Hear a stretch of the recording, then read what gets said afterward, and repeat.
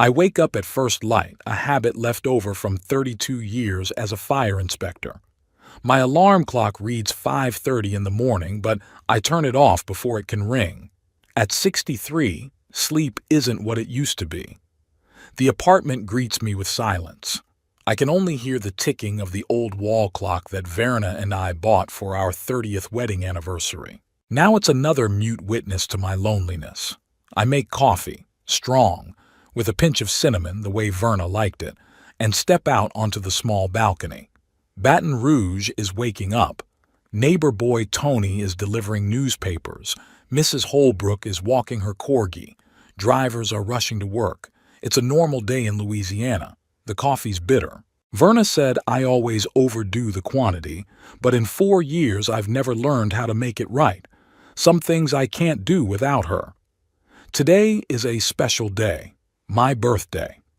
Audrey invited me to dinner. Actually, she sent me a text saying, "Come over at 7. It's your birthday." No daddy or happy birthday. Just a statement of fact, like she's doing her duty. Maybe she is. The daughter has changed since her mother died. We both changed, but in different ways. I became withdrawn. She became hardened, especially when Perry came into her life. I'm not thrilled with her choices. Perry Hobbs is a financial analyst with ambition beyond his abilities. He's the kind of guy who always knows what's best for others. After the wedding, Audrey distanced herself from me. She called less often, visited less often. And when they bought a house in the suburbs, our meetings were reduced to holidays and birthdays. Or rather, they didn't buy it, but I helped them buy it. I made most of the down payment. My savings from all the years I'd been working. Verna would have approved. She always wanted Audrey to have a better life than us, but Verna didn't live to see that day. I go back to the apartment and start packing. In the bathroom, I take a long look at my reflection. The wrinkles have gotten deeper. My hair is almost completely gray. There are bags under my eyes.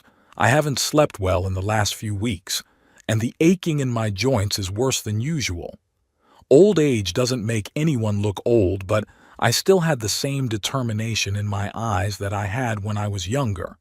The same determination that had gotten me through dozens of fires and saved more than one life.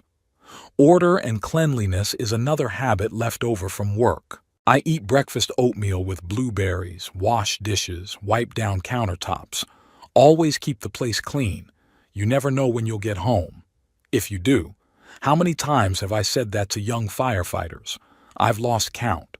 The day drags on slowly. I read Hemingway, watch the news, do the crossword puzzle. Later I go to the store for wine. Dry red. That's what Audrey likes. Or used to, I'm not sure. It's been so long since we've had a real conversation. I pass a cake shop and buy a chocolate cake. It says, "Happy birthday." It's silly to buy a cake for your own birthday. But I want to believe that Audrey has forgotten about the dessert, and that my gesture will be seen as a help, not a rebuke. At home, I change into my best shirt, the dark blue one Verna gave me for our last anniversary. Audrey said it made me look younger. I put on my only decent jacket and shine my old leather shoes. Before I leave, I pull a file from the safe. I open it, run my eyes over the lines. It's all there. Certificate of title to a house at 97 Magnolia Avenue, in the name of Ralph Whitaker, my name. Not Audrey's, not Perry's, mine. Back then, 5 years ago, I insisted the house be titled in my name. "It's just a formality, Dad," Audrey said. "The notary said it would be easier with the bank. We'll retitle it later." But the remortgaging never happened. At first there was no time for that. Renovation, settling in. Then Verna got sick, and the world turned upside down. And after she died, I was in no hurry to give away the only thing that gave me any influence over my daughter. I knew it was wrong. Verna wouldn't approve, but she couldn't disapprove of anything anymore. I hadn't planned on using that trump card. Honestly, this file is like a gun in a safe. You know it's there, but you hope you never use it. But the last time I saw Audrey and Perry, their disregard, their blatant desire to get rid of me. Something broke in me then. "You're becoming a burden, Dad," Audrey had said last month when I'd asked them to stop by after I'd sprained my ankle. She didn't. She sent groceries by courier and a message.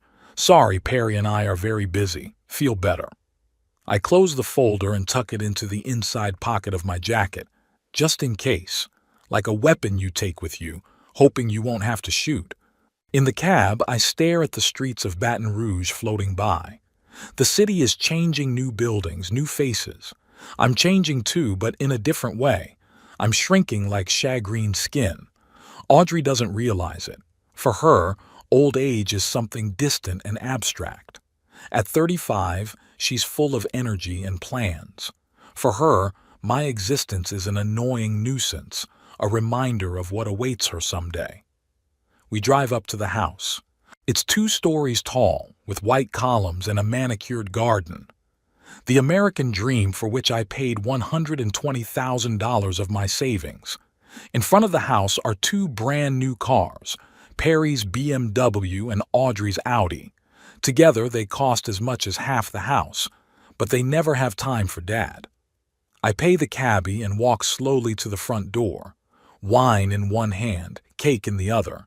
My heart is pounding like I'm about to face an important challenge. Part of me hopes that tonight will be different, that we'll finally talk, that Audrey will remember sitting on my shoulders as a child while I told her about the constellations, how I taught her how to ride a bike and how proud I was of her first A in math. But another part of me, the part that keeps the paperwork in my inside pocket, knows that hope is futile. That tonight will end like dozens of previous ones. Strained smiles and relief when I finally leave. I ring the doorbell. I wait. I ring it again.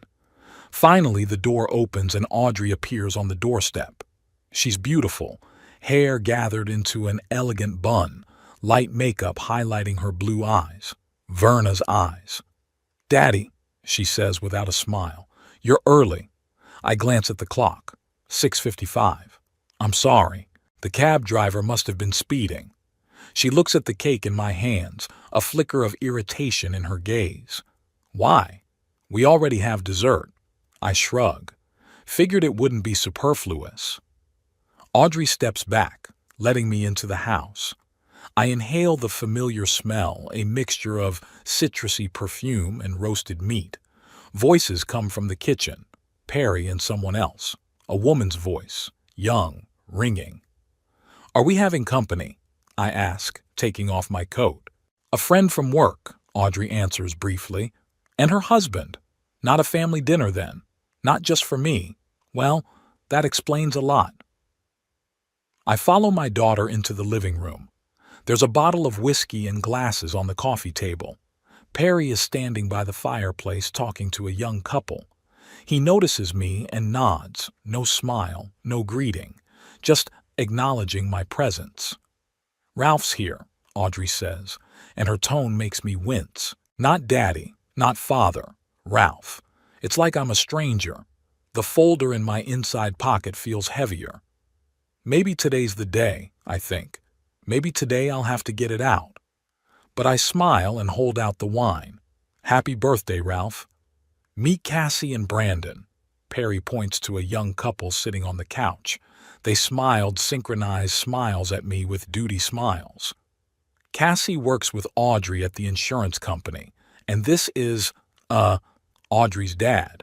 Not even a first name, just Audrey's dad.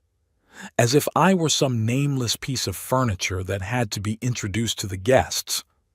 "Ralph Whitaker," I introduce myself, extending my hand. "Pleased to meet you." The handshakes were sluggish, like people who are embarrassed by the very fact of my existence. I could clearly see the question in their eyes. What was this old man doing at a party of the young and successful? "Ralph was a fire inspector," Audrey said in the tone of a tour guide presenting a museum exhibit. 32 years, I added, trying to keep my voice casual. "Retired 4 years ago." "Wow," Brandon said, clearly not knowing what else to say. "You must have seen a lot of fires?" I was about to answer, but Perry was already picking up the conversation. Speaking of work, Cassie, did you tell Audrey about that new system they're implementing at the main office? And the conversation took a different direction, leaving me out of it. It's a classic move to change the subject when the old man starts talking about the past, as if my memories were something unseemly, like talking about illnesses at the table.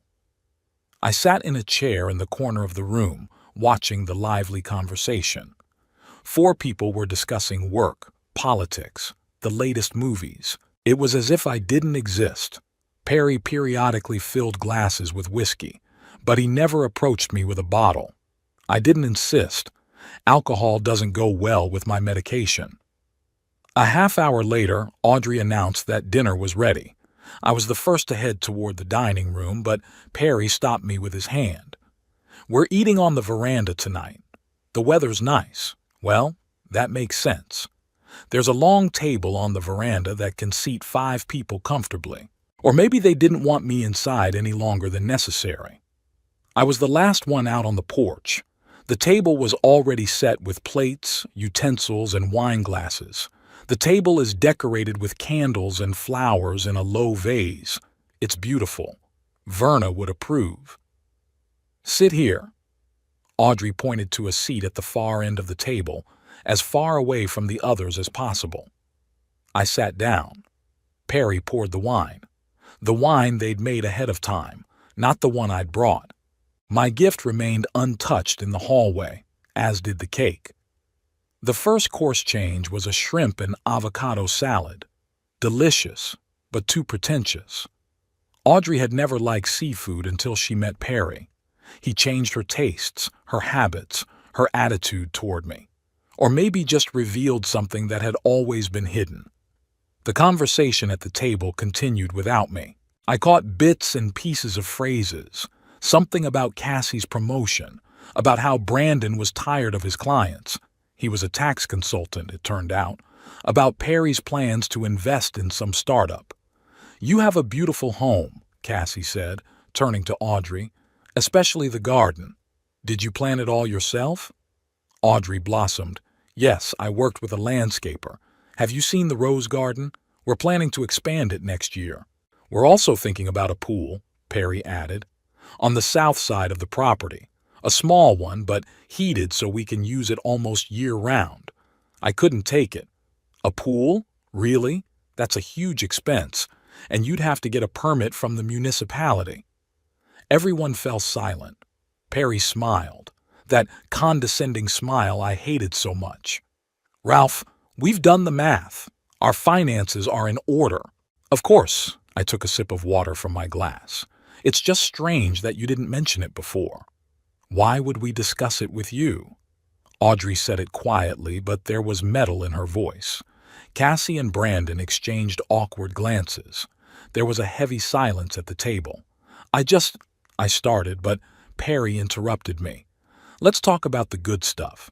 Cassie, you said you were planning a vacation in Europe?" Once again, I was left out of the conversation. I ate the next course, steaks and potato gratin, in complete silence. The food was sticking in my throat. I thought of Verna, of how upset she'd be to see what my relationship with her daughter had become. "And you, Ralph, are you traveling?" Brandon asked suddenly, apparently out of politeness. "Not lately," I answered. "Not since my wife died." "Dad hasn't done much since Mom died," Audrey put in. "He sits in his apartment all day long." "I have activities," I countered. "I volunteer at the local library. I help out at a support group for the elderly." "What an accomplishment," Audrey muttered. "Audrey," Perry said quietly, but without much reproach. "What?" She turned to him. "He comes here, criticizes our plans, and what does he do? What kind of example does he set? Sitting alone, feeling sorry for himself." "I'm not feeling sorry for myself," I said, feeling my anger boiling over. "I'm just living my life. And I wasn't criticizing, I was asking. I have a right to wonder what's going on in the house I paid for." "Oh, God, there you go again," Audrey rolled her eyes. "Yes, you helped with the down payment. We're grateful. But that was 5 years ago. We pay the mortgage. We keep the house. It's our house. I clutched my napkin under the table. The file folder in my inside pocket felt like it was burning through my jacket, but I restrained myself. Of course it's yours, I said conciliatorily. I just wanted to be in the loop. To be in the know? Audrey laughed, but there was no mirth in her laugh. Since when have you been interested? You didn't even call me when I broke my arm last year. I didn't know, I said confused. You didn't tell me. Should I have? You're my father. You're supposed to feel these things. It's not fair, Audrey. I shook my head. I'm not psychic. No, you're just a bad father, she cut me off. Cassie and Brandon sat still, clearly regretting accepting the dinner invitation. Maybe we should, Brandon began, but Audrey wouldn't listen. You know what my mom said to me before she died? Her voice trembled. She said, take care of your father, like you're a helpless child. And I tried. I really tried. But you won't even give me a chance. A chance. I gave her a puzzled look. What chance? To be your family, she almost shouted. To be your support. But no, you prefer your loneliness, your depression. You pushed me away as soon as Mom died. I didn't push anyone away. My voice got quieter. I was just, coping as best I could. You handled it well, Audrey said venomously. So much so that now you come in here and tell us what to do with our house. I didn't tell you. Yes, you did. She slammed her palm on the table. You always do that. You come in, you give us that judgmental look like we're doing everything wrong. Audrey, I think that's enough, Perry said softly, but she just waved it away. No, let her know. Let her know that Perry and I don't have to put up with his constant nagging. This is our home, our life. We decide what we do and how we do it. I kept quiet, looking at my daughter. She looked so much like her mother in that moment, the same fierce blue eyes, the same crease between her eyebrows. But Verna had never spoken such cruel words. Perhaps I'd better go, I said, starting to rise. Yes, perhaps. Audrey stood up too. And you know what? Maybe you shouldn't come at all anymore. We don't have room for you. Get out. The silence that followed those words was deafening. Cassie covered her mouth with her hand. Brandon stared at his plate. Perry froze with his glass in his hand before it reached his lips. And I felt a strange calmness, like something clicked inside. A limit, a line, a point of no return. I slowly pulled the folder from my inside pocket and placed it on the table. You know, Audrey, I said quietly but clearly, you shouldn't have done that to me. What's this? She frowned, looking at the folder. The deeds to the house. I opened the folder and pulled out the front page. The certificate of title. In my name. Not yours, not Perry's. Mine. Audrey blinked, not understanding. What the hell was that? The house is in Perry's and mine. We signed the deed with the bank. You signed the mortgage agreement, I nodded, but the house itself is registered to me. It was a stopgap measure, remember? To simplify the process with the bank. You suggested it, and I agreed, but the re-registration never happened. It's some kind of mistake. Audrey turned pale, grabbed the document, and started reading. Perry stood up and walked over to her, looking over her shoulder. His face changed, too, when he saw my name in the owner column. What the hell, Ralph? He said at last. Did you cheat us? No. I shook my head. It was honest. You knew about the arrangement. It's just that no one remembered the formalities afterward. I didn't. 5 years, Audrey whispered. 5 years we've been living in a house that's not ours? Not ours? Legally, yes, I confirmed. But I never planned to use that against you. Until today. What are you saying? Perry's voice had a troubled edge to it. I slowly folded my hands on the table. I want respect. I want to be treated like a father and father-in-law, not an annoying old man. I want to be a part of your life, not just when you need money. Or what? Audrey squeezed out. Are you going to kick us out? If I have to, I kept my composure, though my insides were screaming with pain. I hope it doesn't come to that, but yes, by law, I have the right to demand that you vacate my property. You can't, Audrey whispered. We're paying the mortgage. We have a contract with the bank, which is in my name. I nodded. I could sell the house tomorrow and the new owner would have the right to evict you within 30 days. It's in Louisiana state law. Cassie and Brandon sat frozen like statues. They probably never expected to witness such family drama. You won't do it, Audrey shook her head. You're bluffing. Shall we test it? I shrugged. I've already consulted a lawyer, it's all clear. That was a lie. I hadn't talked to a lawyer, but at that moment, I needed to look confident. You're a monster, Audrey exhaled. Mom would hate you for that. The words hurt more than I expected, but I kept my face. Maybe. But Verna certainly wouldn't approve of the way you're treating your father. I stood up. You have 3 days to decide. Either we patch things up or I sell the house. It's your choice. I turned and walked toward the exit, hearing Audrey's suppressed sobs behind me and Perry's confused voice. This is some kind of mistake. There must be some explanation. Taking my coat, I walked outside without looking back. My heart was racing and my mouth was dry. I did it. Burned the bridges. I drew my gun and fired. Calling a cab, I sat on a bench by the road and looked at the house. There were lights burning in the windows, but it no longer seemed warm and cozy. Behind those walls was the collapse of a family. My family. Part of me wanted to go back, to take back the words, to say it was a joke, a cruel joke, but a joke. The other part, hardened by years of fire and death, knew that sometimes you have to lose everything to start over. The cab pulled up. I took one last look at the house and got in the car. Where are we going? The driver asked. Home, I answered. Just home. The apartment met me with silence and darkness. I didn't turn on the light, just sat in the chair by the window looking out at Baton Rouge at night. The city lights blurred before my eyes, whether from fatigue or unsolicited tears. What have I done? The question throbbed in my head like a toothache. I pulled out my phone, no calls, no messages. Of course, Audrey must be furious, or shocked, or both. My thoughts went back to that day, 5 years ago, when Verna and I had decided to help Audrey and Perry buy a house. Verna had begun to weaken then, the first signs of illness that we'd blamed on age and fatigue. This will be our gift to them, she said, going through our savings accounts. They're young, they need support. I was less enthusiastic.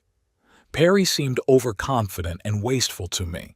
They'd been married 3 months, and he'd already bought a new car and convinced Audrey to quit a promising job for a position at his friend's company. $120,000 is almost all of our savings, I argued. What if something happened to it? Divorce? Bankruptcy? It happens. Verna looked at me then with that special smile she saved for when she thought I was too pragmatic. You always expect the worst, Ralph. They love each other, and they're not children. It's precisely because they're not children that they need to take responsibility for themselves, I insisted. I don't mind helping, but let's be careful. In the end, we found a compromise. The money was in exchange for putting the house in my name temporarily, until I was sure of the stability of their marriage and their financial situation. Audrey grumbled, but agreed. There wasn't much choice. The real estate market in Baton Rouge was booming, prices were rising, and we were offering a third of the value of the house here and now. Have it your way, Daddy, she said. But it's just a formality. In a year or two, we'll have it all reissued. The next day, we went to the notary and signed the papers. I remember Perry looking through the papers carelessly, clearly thinking more about how he was going to spend the money he'd saved on the down payment. He even joked something about how I was now a homeowner in a neighborhood that Verna and I would never have been able to move into on our own. I didn't think much of it at the time. 6 months later, Verna was diagnosed with terminal pancreatic cancer, Everything started to spiral. Hospitals, doctors, medication. There was no time for paperwork. Audrey, to her credit, supported her mother. She came to the hospital, helped with household matters, though I could see how hard it was for her to look at Verna fading away. Perry showed up less often. There were always reasons, work, important meetings, urgent matters. One day I caught them arguing in the hospital corridor. Audrey was saying something about needing his support, and he was saying he couldn't stay stuck in this depressing place all the time. When Verna died, something broke between Audrey and me.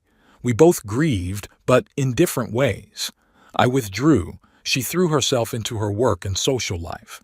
She started calling less, visiting less, and then she started treating me like a burden. The question of remortgaging the house never came up.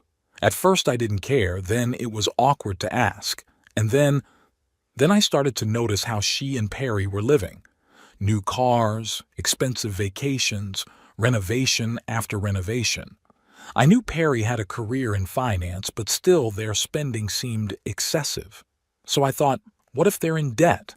What if this house was the only thing they had left if everything went to hell? So I kept the deed, like insurance, like a guarantee that a little piece of Verna, her care for her daughter, wouldn't be wasted. I didn't plan on using that power. I really didn't.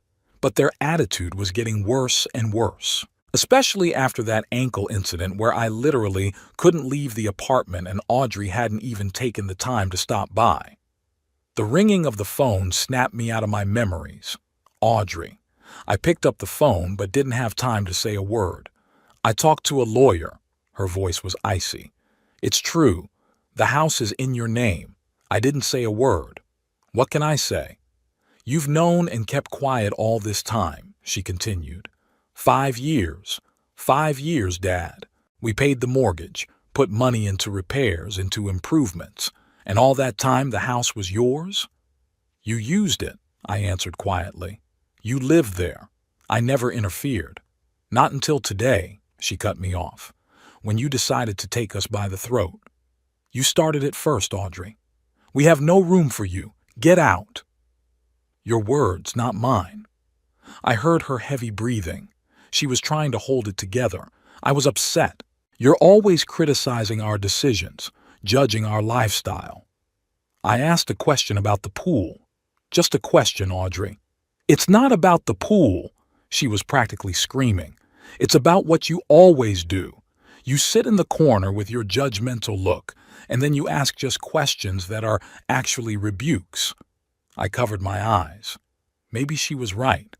Maybe I was really judging their lifestyle, their wastefulness, their superficiality. But did that justify her words?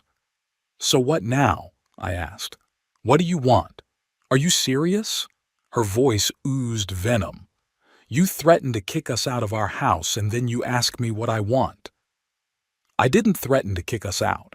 I said I have the right to do so if you continue to treat me like a waste of space. Turns out you've seen us as a threat all these years, she said after a pause. You didn't even trust us enough to be honest enough to admit that you'd registered the house for yourself. Didn't trust me? Now I was getting angry. Audrey, I gave you $120,000. No strings attached except for the formal retention of title. In 5 years, I've never interfered in your affairs. Even when I saw you spending money left and right, I kept quiet. It's not a matter of trust. It's a matter of respect. Oh, respect, she laughed bitterly. And how are we supposed to respect a man who lied to us for 5 years? I didn't lie. You knew the house was in my name. You just forgot, or chose to forget. We thought it was temporary, that you changed the deeds a long time ago. And you never checked? In 5 years? I shook my head, though she couldn't see it. Really, Audrey, you and Perry aren't that naive. There was silence on the other end of the line. Then I heard her quiet voice. Perry wants to talk to you. He's on his way. Now? I looked at my watch. It was almost midnight. Yeah, now. He thinks he can talk some sense into you. Okay, I agreed. I'll be waiting. She disconnected without a goodbye.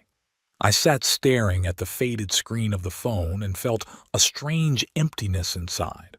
What was I going to say to Perry? What did I want to hear from him? 40 minutes later, the doorbell rang.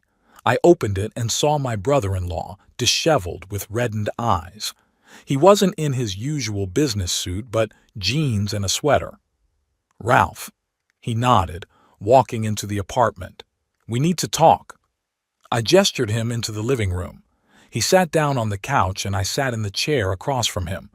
Between us was a coffee table, a framed picture of Verna, and a 5-year-old lie. "I talked to our lawyer," Perry began. "He confirmed that the house legally belonged to you." I nodded silently. "But that doesn't mean what you did is right," he continued.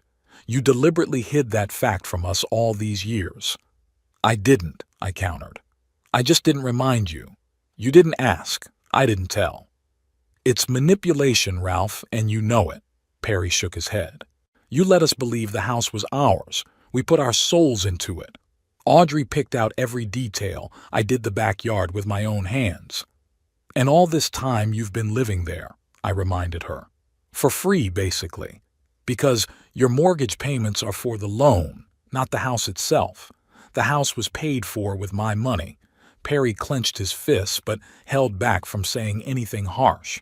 "All right," he said at last. "Let's get this straight. What do you want?" I looked at him carefully. At that moment, Perry seemed more reasonable than usual. "I want to be treated like family, not like an annoying old man who is tolerated out of politeness," I said slowly. "I want my opinion to be respected even if it doesn't match yours. I want Audrey to remember that I'm her father, not just a man who once gave her money for a house." Perry was silent for a long time, pondering my words. "And if we, change our attitudes, you'd sign the house over to us? That's it. It's about the house, not the relationship, not the respect, the house." "Maybe," I said evasively, "but not right away. I need to make sure the change is genuine and lasting." "So you're going to hold this over us like a sword of Damocles?" Perry grinned. "Behave, kids, or Grandpa will kick you out." "You can see it that way if you want," I shrugged.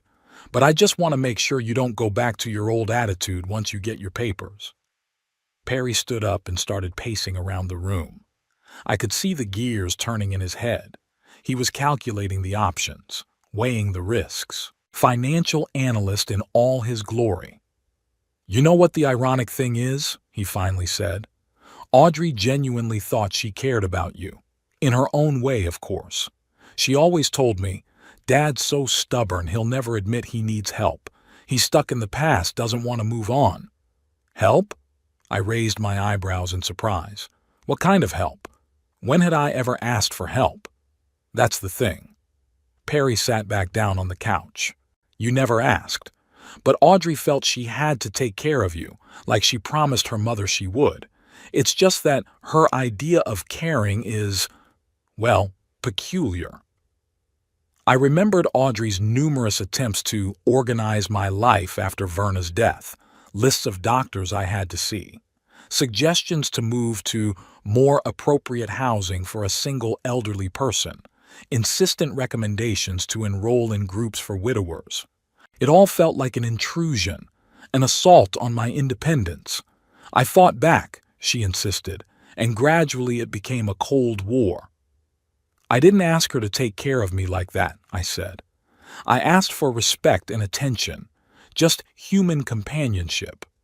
"And she saw it as your unwillingness to accept reality," Perry nodded. "Your inability to adapt to life without Verna." He said my wife's name in a particularly soft way, and I suddenly realized that maybe I'd misjudged my son-in-law all those years ago. "You know," he continued, "when I first met Audrey, she was always talking about you and Verna. What wonderful parents you were, how you supported her in everything, how proud you were of her accomplishments. She adored you both." "And then?" I asked quietly. "Then Verna got sick, and everything changed," Perry said. Audrey wasn't ready for the thought of losing her mother. She was angry at the illness, at the doctors, at the world. And at you too, even though you had nothing to do with it. She thought you'd given up, that you hadn't fought hard enough for Verna. I did everything I could. My voice trembled. We consulted the best doctors, tried experimental treatments, but it was too late. I know, Perry nodded. And I think Audrey knows too. But she needed someone to blame. And then when Verna died, she needed someone to take care of. Her way of coping with grief was to control everything around her. I listened to him and realized that maybe he was right. Maybe my daughter and I were both wrong in our interpretations of each other's behavior. Maybe behind her insistence on helping was not condescension, but fear of losing me too. And behind my resistance, not stubbornness, but fear of losing the last shreds of independence. And now what? I asked. Perry stood up. I don't know, Ralph. Honestly, I don't know. Audrey's furious. She thinks you betrayed her trust. That you've been waiting all these years to use the house as leverage. That's not true, I countered. I never planned this. It's just, she crossed the line today. Maybe, Perry shrugged. But it doesn't matter what you planned or didn't plan anymore. What matters is what you did. And I have to say, it's impressive. I never thought you had that kind of toughness in you. I could detect a note of respect in his voice. Strangely, I thought he sounded sincere. I'll talk to Audrey, he said, heading for the door. I'll try to calm her down, but I can't promise it'll work. She's inherited your stubbornness. I walked him to the door. Perry, I called out to him when he was already on the doorstep. I really didn't mean for things to turn out this way. He turned around and gave me a long look. You know what's funny, Ralph? I believe you. But Audrey sees this as a betrayal, and I'm not sure she can forgive it. He left me alone with my thoughts and doubts. In the morning, I was awakened by a phone call. I did not immediately realize where I was. I had fallen asleep in the chair. Audrey's name popped up on the phone screen. I answered, preparing myself for another barrage of accusations. But her voice was strangely calm. We discussed the situation with Perry. We've decided it can't go on like this. What do you mean? I asked cautiously. We're not going to grovel and play your games, she said flatly. If you want the house, take it. We'll move out. Audrey, this isn't what I wanted. What did you want, Daddy? Now there was bitterness in her voice. To manipulate us? To make us dance to your tune? I'm sorry, but we're not going to do that. We'd rather lose our home than our dignity. I just wanted respect, I said quietly. You can't get respect by threatening, she said. You know that. So what's next? I asked. Next? She grinned bitterly. Perry and I are going to start looking for a new place to live. And you'll get your own house, and total loneliness to boot. Congratulations, Dad. You finally managed to destroy the last semblance of family we had left. She disconnected, and I sat there staring at the phone, feeling the emptiness growing inside. I'd won the battle, but I seemed to have lost the war. And the worst part was, I wasn't sure I had made the right choice. 2 days passed in ringing silence. Audrey didn't call. I didn't call her. It was like a confrontation between two stubborn men, and I realized that we had both inherited this trait from my father, a man who could go weeks without talking to a neighbor because of a poorly thrown word. I stayed in my apartment, looking through old photo albums, rereading the letters Verna had written to me when I was away on professional development courses in other cities. Sometimes I wondered, what would she say now? Would she approve or disapprove of what I had done? There was no answer. On the third day, the doorbell rang. I opened it expecting to see Audrey, but there was Perry, alone. Can I come in? He asked. I stepped back silently, letting him into the apartment. He walked into the living room and sat down on the same couch as last time. Audrey doesn't know I'm here, he said without preamble, and frankly, I'd rather keep it that way. I raised my eyebrows but nodded. I'm here to talk about the situation, Perry continued, to try to find some kind of solution that will satisfy everyone. I'm listening, I said, sitting down across from him. Perry looked tired. There were shadows under his eyes, and the stubble on his chin suggested that he hadn't shaved in days unusual for a man who was always careful about his appearance. "Audrey's serious about moving out," he said. "We've already started looking at apartments. Her pride is hurt, and you know how stubborn she is." I nodded. "I know, of course, just like me. But I don't think it's wise," Perry continued. "We've put too much into this house, not just money, but time, effort, emotion. And financially, it's going to take a heavy toll on us. A mortgage, a new lease, or buying—" "I don't want you to move out," I interrupted him. "I never wanted you to. I just wanted to be respected." "I understand," Perry nodded. "And honestly, I'm starting to see your point. The way Audrey treated you at that dinner, it was wrong. I should have intervened, but I didn't. And for that, I apologize." His words took me by surprise. I didn't expect an apology, especially from Perry. "Why didn't you say that before?" I asked. "Over all these years?" Perry sighed and rubbed his face with his hands. "Honestly? Because it was more convenient. Audrey had always been emotional about you. A mixture of guilt, anger, resentment, love. After Verna died, she was constantly vacillating between wanting to take care of you and resenting your resistance. And I just wanted a quiet life. It was easier to agree with her than to confront her." "And what's different now?" "Everything," Perry said. "You turned the situation upside down with that house announcement. And you know what's ironic? It made me see you in a whole new light. Not as a boring father-in-law, but as a man who can stand up for himself, who won't let you wipe your feet." I didn't know what to say to that. On the one hand, I was pleased by his confession. On the other hand, I was sad that it took such a drastic step to earn his respect. "What do you suggest?" I finally asked. "A compromise," Perry answered. "You let us stay in the house. Audrey and I start treating you with the respect you deserve. Regular visits, phone calls, family dinners without insults. And gradually, as the relationship matures, we revisit the issue of remortgaging the house." I considered his proposal. It sounded reasonable, but there was one major flaw. "Audrey won't go for it," I said. "You said it yourself. Her pride is hurt." "Let me work on that." Perry leaned forward. "I can be persuasive when I want to be. I just need you to be willing to compromise when the moment comes." I looked at him carefully, trying to figure out his motives. Was this a sincere desire to mend the relationship or just an attempt to keep the house? "Okay," I said at last. "I'm willing to compromise, but not for the sake of a check mark. I want real change." "Fair enough," Perry stood up. "I'll talk to Audrey. But don't mention our meeting until I say so myself. She's, on edge." I walked him to the door. Before he left, he turned around. "You know, Ralph, I always thought your job, checking buildings for fire safety, was pretty boring. But now I realize you must have been pretty darn good at it.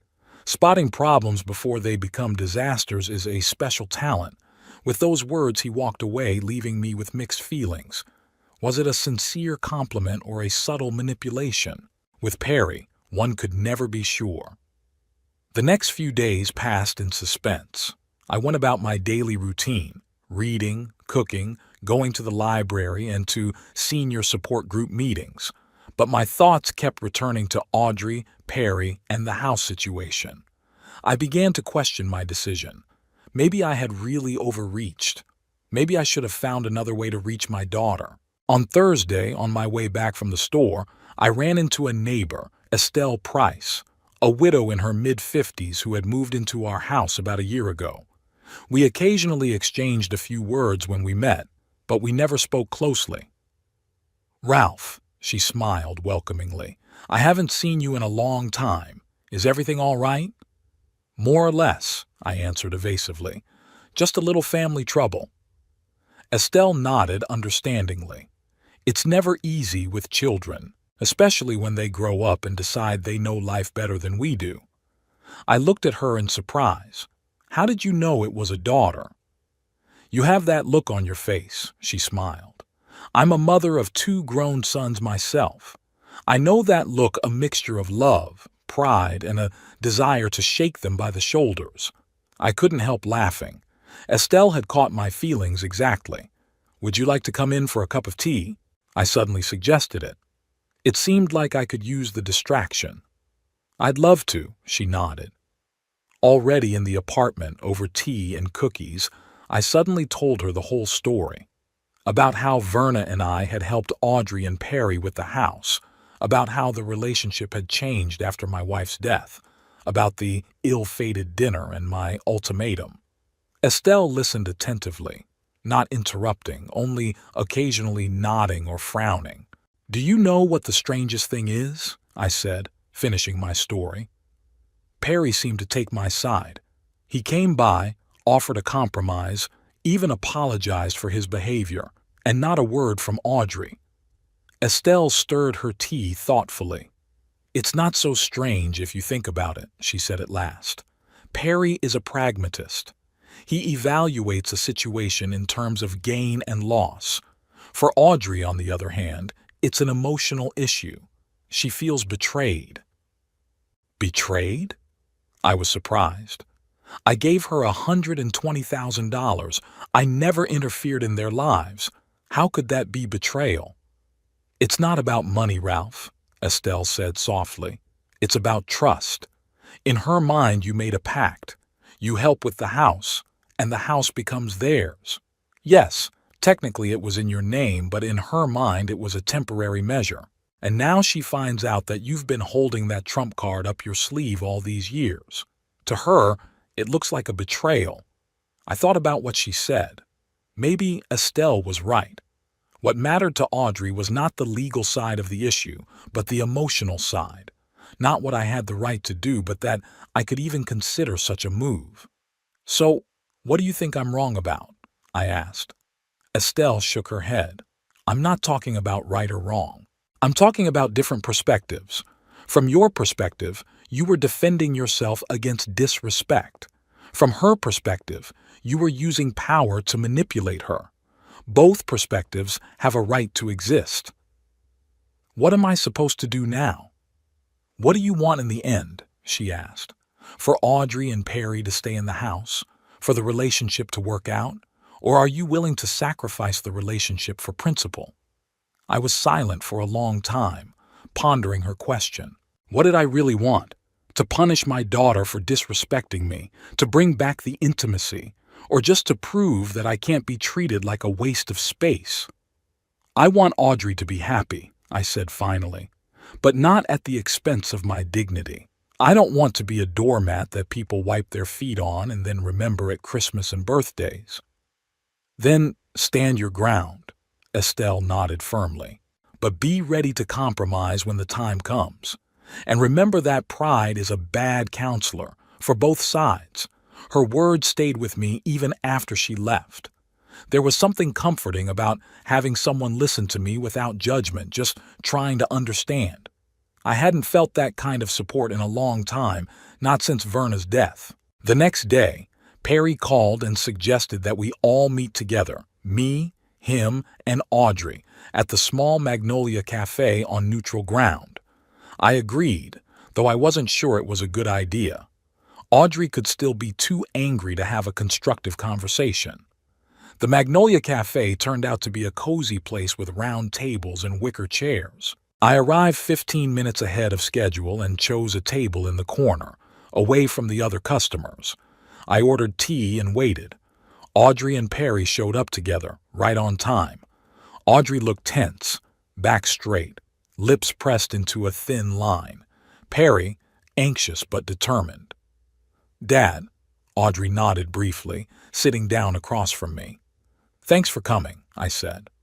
The waitress came over to take the order. Audrey got only water, Perry an espresso. So, Audrey began as the waitress stepped away, Perry said you're ready to compromise. I cast a quick glance at Perry, so he'd presented it as my initiative. Yes, I confirmed, deciding to go along with his version. I never wanted you to move out. That wasn't my goal. What was your goal? Audrey's voice was challenging. I wanted your respect, I answered bluntly. Not condescension, not pity, but respect. Like a father, like a man who loves you. Audrey pressed her lips together even tighter, but she remained silent. I propose the following, I continued. You stay in the house. We start over again with respect, with regular communication, with a real relationship, not formal visits on holidays. And when I'm confident that this change is genuine and permanent, we'll revisit the issue of remortgaging the house. So you're going to hold this over us as a threat? Audrey asked. Behave or Dad will kick you out. I wouldn't call it a threat, I argued. More like a guarantee. I don't want you to pretend for the sake of the house. I want a real relationship. And if we don't agree? Audrey looked me straight in the eye. Then you have two choices, I said calmly. Either move out or buy the house from me. I'm willing to sell it to you for the same price I paid 5 years ago. $120,000. Audrey looked at Perry. I could see that they hadn't expected such an offer. We need time to think about it, Perry said. Sure, I nodded. I'm not rushing you into a decision. We sat in silence while the waitress brought our orders. The atmosphere was tense, but not hostile. Progress, compared to our last meeting. How are you? I asked Audrey, trying to lighten the mood. Is everything okay at work? Fine, she answered briefly, but then she added after a moment's silence. I got a promotion. I'm deputy department head now. Congratulations, I said sincerely. That's great news. Thank you, she softened a little. How are you? Is your ankle healed? Yeah, it's fine now. I was touched that she remembered my injury. We continued talking, carefully with long pauses, but still talking. Audrey talked about a new project at work. I talked about my support group meetings. Perry was mostly silent, only occasionally inserting remarks. He seemed pleased with how our conversation was progressing. When we finished our tea and coffee, Perry apologized and left, saying he had an important work call to make. Audrey and I were left alone. You know, she said after a pause, I've been thinking a lot about what happened, and while I still think what you did was unfair, I'm beginning to understand why you did it. You do? I was surprised by her words. We really didn't treat you the way we should have, she continued. After Mom died, I didn't know how to act. I thought you were shutting yourself in, that you needed help but you wouldn't take it, and I was angry at you for it.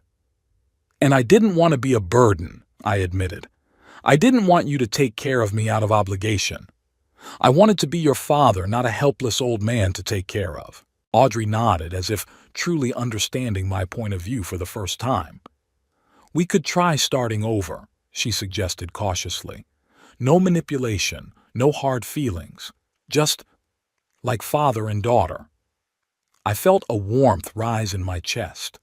It was what I'd wanted all along, just recognition, just respect. I'd like that very much, I said quietly. At that moment, Audrey's phone rang in the cafe. She looked at the screen and frowned. Sorry, it's work, she said, standing up. I have to take this. She walked outside and I remained seated at the table, feeling oddly relieved. Perhaps not all was lost. Maybe we could rebuild what we'd destroyed. A couple minutes later, Perry returned. He looked pleased with himself. How's it going? He asked, sitting down beside me. Better than I expected, I admitted. Audrey seemed ready to reconcile. I told you, Perry smiled. I just had to give her time to cool down and think. At that moment, Audrey returned, but instead of sitting down at the table, she stopped, looking at us with a strange look. What's wrong? Perry asked. It wasn't a work call, Audrey said slowly. It was Laura. She said she saw you coming out of Dad's house last night. Perry froze, his face impenetrable for a moment. Why would she say that? He tried to make a joke. It must have been a mistake. Don't lie to me, Audrey raised her voice. Laura lives on the same block. She knows exactly what you look like. You met with him behind my back, didn't you? Perry and I looked at each other. There was no point in denying it. Yes, Perry admitted. I went to see Ralph yesterday, and the day before that too. I was trying to find a solution that would satisfy everyone. Behind my back, Audrey repeated, pain in her voice. You were discussing me with him, planning how to talk me out of it. Audrey, that's not true, I began, but she interrupted me. Shut up. I don't want to hear your excuses, both of you. You both betrayed me. She grabbed her bag and started to put on her coat. Audrey, please, Perry stood up. Let me explain. There's nothing to explain, her voice shook. You chose a side, his side, against me, against your wife. I didn't choose sides, Perry countered. I was trying to find a solution that would work for everyone.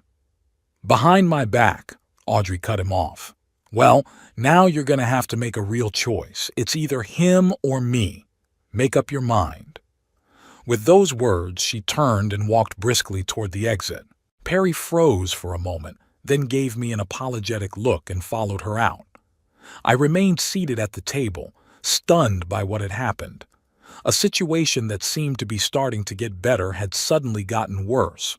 Not only had I now had an argument with my daughter, but I was now causing conflict between her and my husband. I paid the check and slowly walked home, immersed in gloomy thoughts. What had I done? Was it worth it? Maybe I should have just accepted the way things were and not tried to change them. Estelle called in the evening. She wanted to know how the meeting at the cafe had gone. I told her briefly about the disaster. I'm sorry, Ralph, she said sympathetically, but don't blame yourself too much. You couldn't have foreseen that this would happen. I destroyed my daughter's family, I said bitterly. No, Estelle said firmly. You just demanded the respect you deserved. The way Audrey reacted and the choices Perry would make were their decisions, not yours. I felt a little better after talking to her. Estelle had an amazing ability to find the right words. I caught myself thinking that I was looking forward to our next meeting. There was someone in my life who understood me, and it was nice. Late that night, the phone rang. It was Perry. She left, he said in a tired voice. Said she couldn't stay with me while I supported you. She gave me an ultimatum. Either I agree with her and end things with you, or our marriage is over. And what did you say? I asked cautiously. A long pause. I said I couldn't choose between you, that you're both important to me, and that I couldn't support her in what I thought was wrong. And she left? My voice shook. Yes, Perry answered quietly. Packed up the essentials and went to Laura's. Said she'd come back for the rest of her things later. I closed my eyes, feeling a wave of guilt wash over me. I didn't want this. I didn't want to ruin their marriage, their happiness. Perry, listen, I began. Maybe it's not too late to fix this. I can talk to her, tell her that it was my fault, that I manipulated you. No, he interrupted me firmly. Don't do that. It's my choice, Ralph. Mine, not yours. I can't support Audrey in what I think is wrong, even if it means the end of our marriage. I didn't know what to say. Part of me admired his integrity, the other part of me dreaded the consequences. What are you going to do? I finally asked. I don't know, he answered honestly. For now, just exist, day by day, and then we'll see. After we finished talking, I sat in the dark for a long time, thinking about how strangely life had turned out. I had started this conflict to regain my daughter's respect, and in the end, I seemed to have gained my son-in-law's respect and lost my daughter. Was the price too high? I didn't know. The next morning, I met Estelle again in the driveway. She was walking her little terrier and waved hello when she spotted me. How are you, Ralph? She asked with genuine concern in her voice. To be honest, I don't know, I answered. Perry chose me over Audrey. She had left him. Estelle silently took my hand and squeezed it lightly. That simple gesture of support meant more than any words of comfort. Would you like to come in for tea? She suggested. I don't think you should be alone right now. I agreed. Her apartment was cozy. Lots of books, pictures, soft light. We talked about all sorts of things: books, music, her sons living in California. Not about home, not about Audrey and Perry, just about life. And in that conversation, I found a strange comfort. It was as if the world was reminding me that even in the hardest moments, life goes on. That even after loss, you can find new connections, new relationships. 3 days had passed since the incident at the cafe. 3 days of silence and uncertainty. I hadn't called Audrey, she hadn't called me. I hadn't heard from Perry either. I tried to distract myself.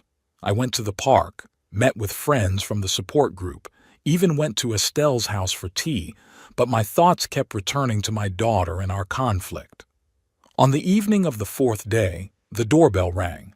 I opened it and saw Perry, pale with red eyes, but determined. "May I come in?" he asked. I stepped back silently, letting him in.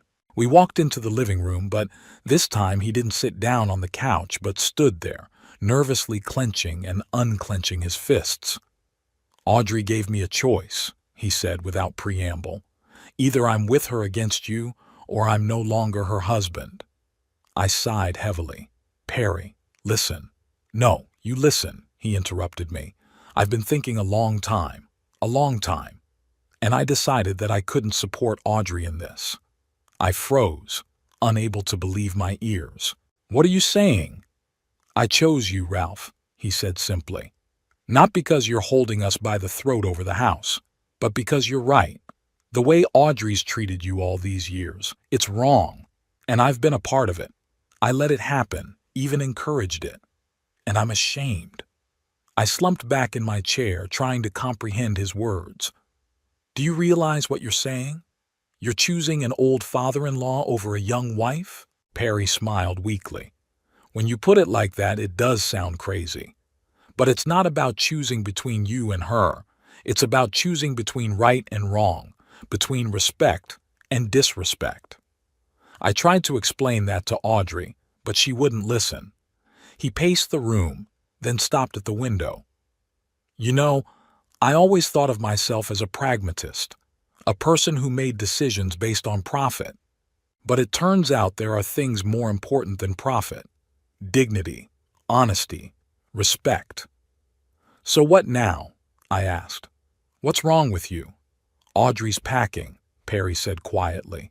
"She's going to her friend Laura's. She said she was going to file for divorce."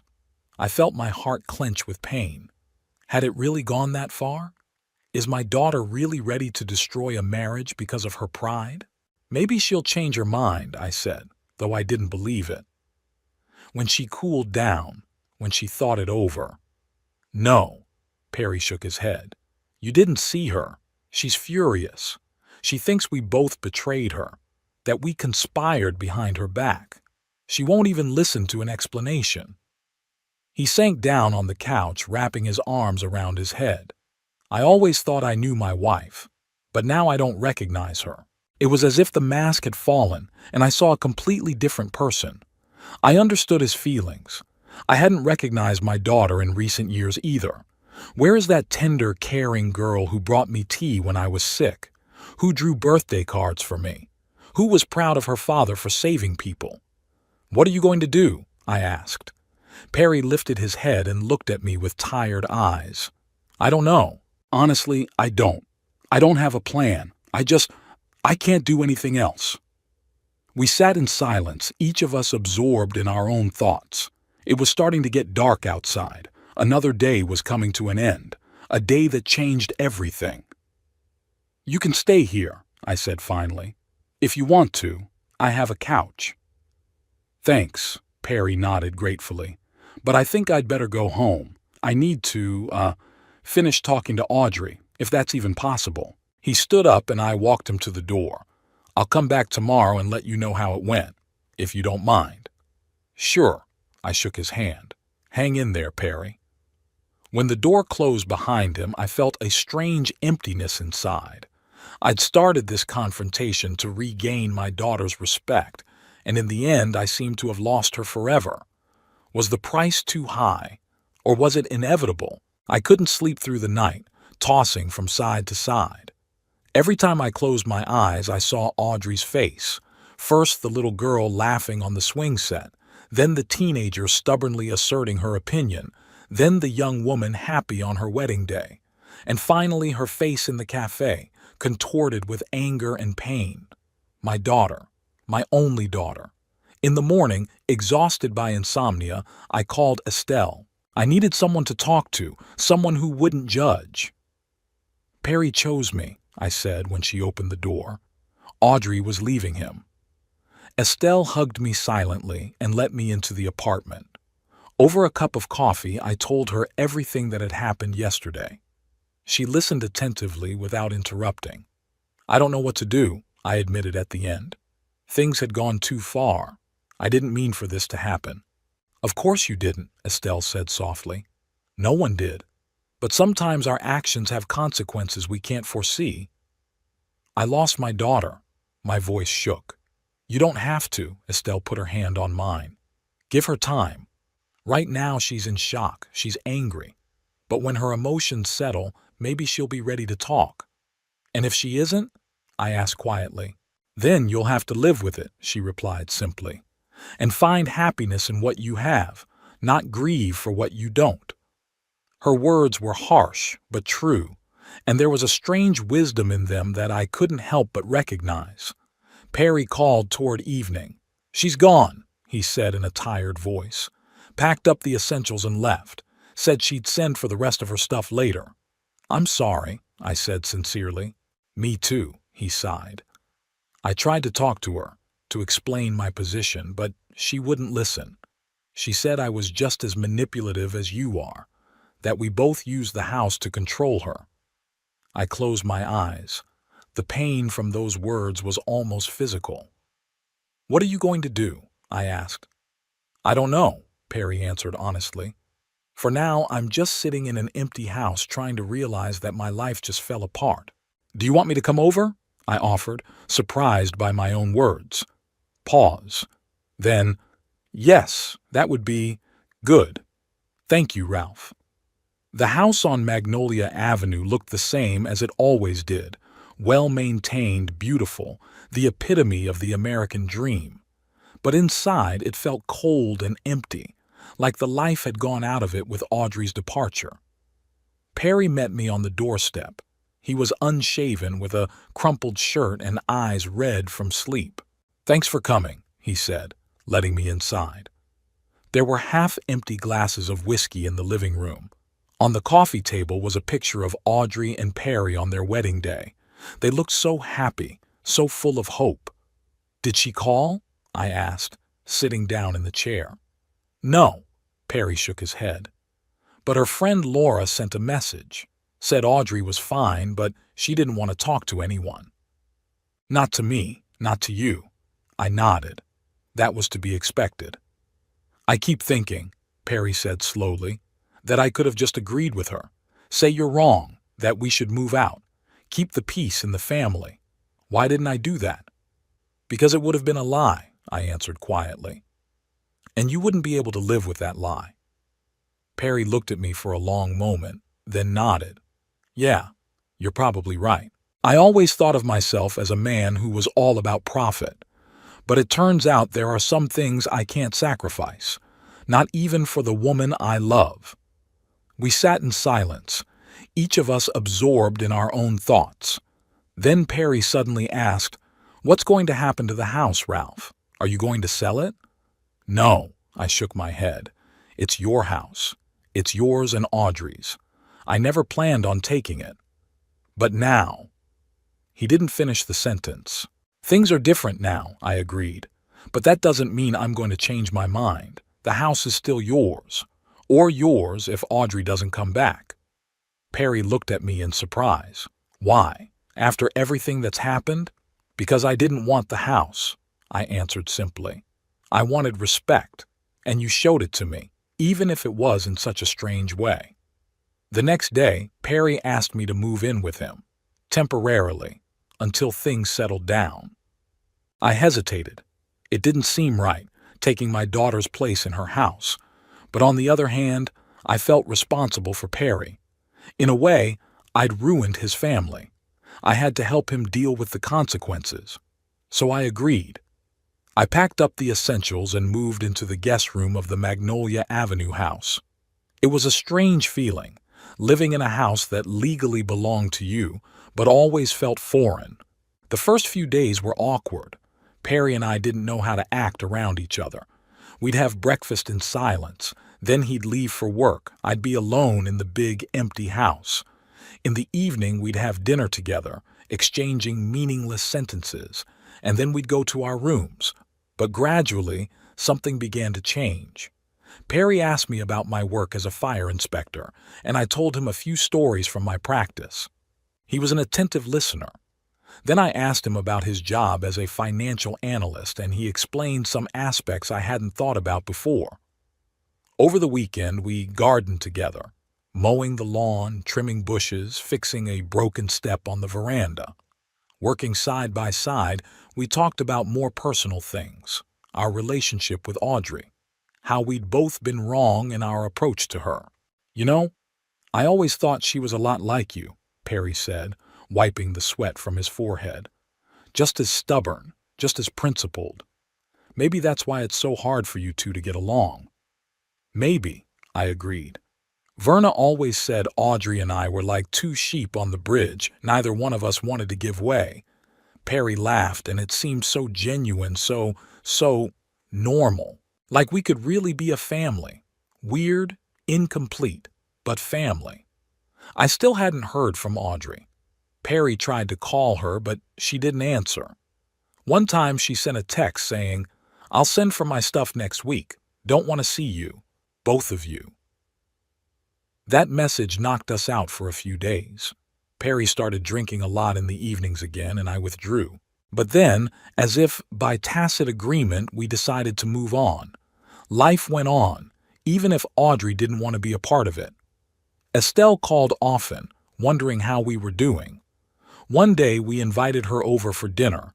She brought apple pie, and we spent a pleasant evening, the three of us. No tension, no hard memories.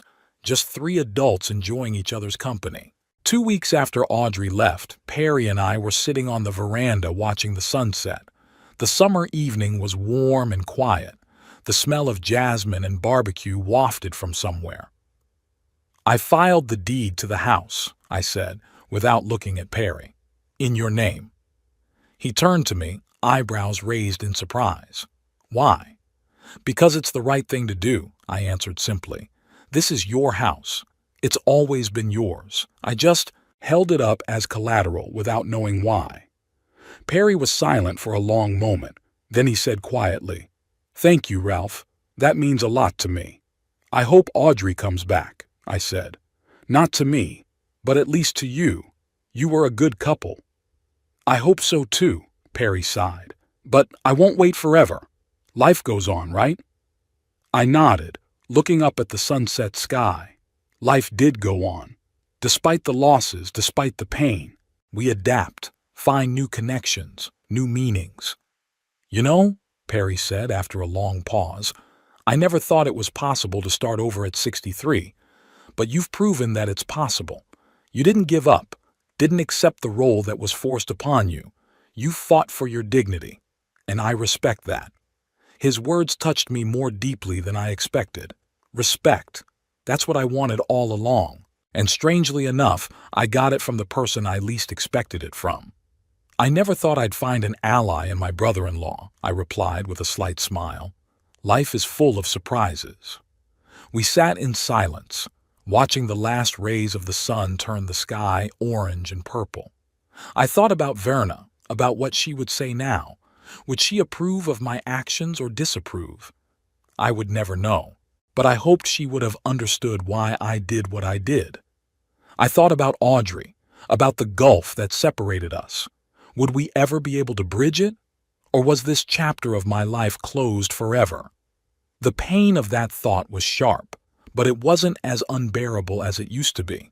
And I thought about the fact that the person sitting next to me, whom I had always considered a stranger, had suddenly become someone close to me. Not a son, of course, but a friend. A friend? An ally? I didn't know what to call this relationship, but it gave me a strange sense of fulfillment. Sometimes you have to sacrifice even the closest of relationships to maintain your dignity. It's a bitter truth I learned too late. But maybe all is not lost.